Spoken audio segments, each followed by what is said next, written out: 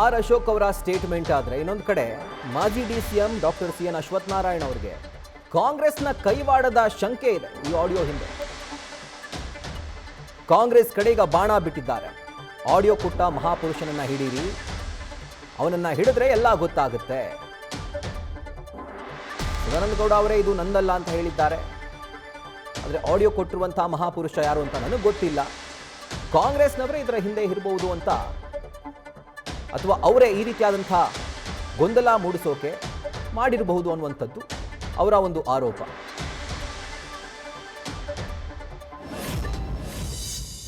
ಅಲ್ವೇ ಅಲ್ಲ ಅಂತ ಹೇಳಿದ್ಮೇಲೆ ಇದ್ರ ಬಗ್ಗೆ ಚರ್ಚೆ ಅಂತ ಅವ್ರು ನನ್ನಲ್ಲ.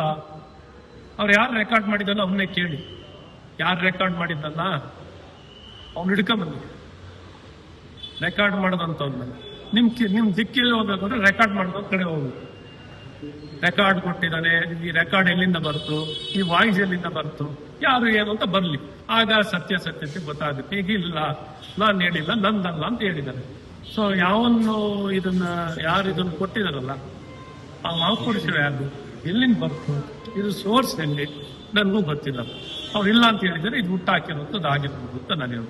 ಗೊಂದಲ ಅಂತೂ ಆಗಿದೆ ಪಕ್ಷದಲ್ಲಿ. ಗೊಂದಲ ಹೆಂಗಾಗಿದೆ? ಯಾರೋ ಹುಟ್ಟಾಕೊಂಡ್ರೆ ಗೊಂದಲ ಹೆಂಗಾಗುತ್ತೆ? ಯಾರೋ ಉದ್ದೇಶಪೂರ್ವಕವಾಗಿ ಹುಟ್ಟಾಕಂತವ್ರು ಇದ್ದಾರೆ, ಹುಟ್ಟಾಕಿರ್ಬೋದಿಲ್ಲಪ್ಪ. ಸರ್, ಈ ಕಾರ ಹುಣ್ಣಿಮೆಯಲ್ಲಿ ಕಾಂಗ್ರೆಸ್ನವರೇ ಮಾಡಿರ್ಬೋದು, ಬ್ಯಾಂಕ್ ಕಾಂಗ್ರೆಸ್ನವರೇ ಮಾಡಿರ್ಬೋದು. ಯಾರಿದ್ರು? ನ್ಯೂಸ್ ಫಸ್ಟ್ ನಿರ್ಭೀತಿಯಿಂದ ನಿಮ್ಮ ಪರವಾಗಿ.